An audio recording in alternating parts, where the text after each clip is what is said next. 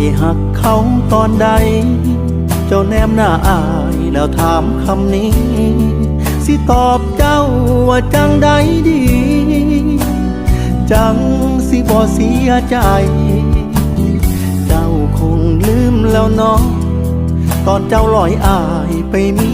ผู้ใหม่ถ้าบ่ได้สาวคนนั้นซอยไว้คงบ่เห็นอายยืนหายใจตรงนี้ในชีวิตบ่คิดสิหาคนอื่นเจ็บก็ฝืนรอเจ้าคืนดีแต่มันสิตายอีหลีในมือที่บ่มีเจ้าอายก็เลยหักเขาตอนเจ้าบ่หักคนเสียหลาดีละตัวบ่ตายค่าวงเล่าโซทิ่มหัวใจที่เธอบ่เอา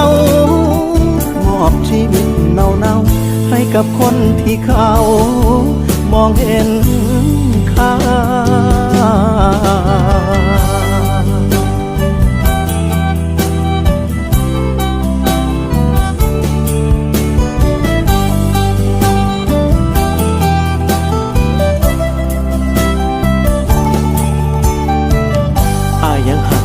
ยังหักสุดหัวใจก็ดีใจที่ได้เห็นเจ้าคนคืนทางคนเก่ายังอยู่ในใจคนใหม่ก็อยู่ข้างๆสิ่งให้กันจังไหนละนางอายยากหัวใจฮู้บ่น้องสาว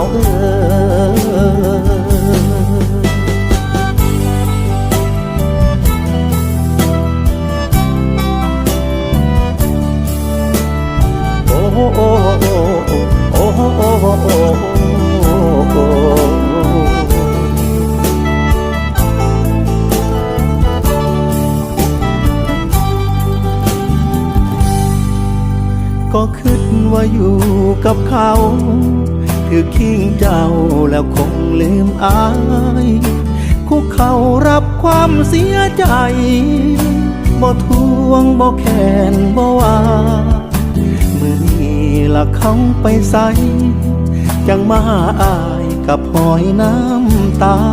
ก็ยังหักเจ้าคือเก่านั้นล่ะแต่ยอมรับว่ามันคงยากแล้วตอนนี้ในชีวิตบ่คิดสิหาคนอื่นเจ็บก็ฝืนรอเจ้าคืนดีแต่มันสิตายอีหลี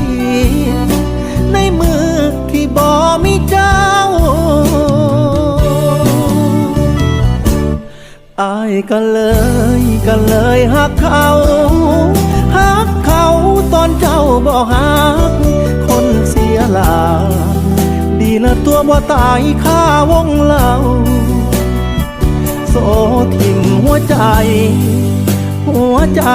ที่เธอบ่เอามอบชีวิตเน่าให้กับคนที่เขาที่ยังเห็นค่า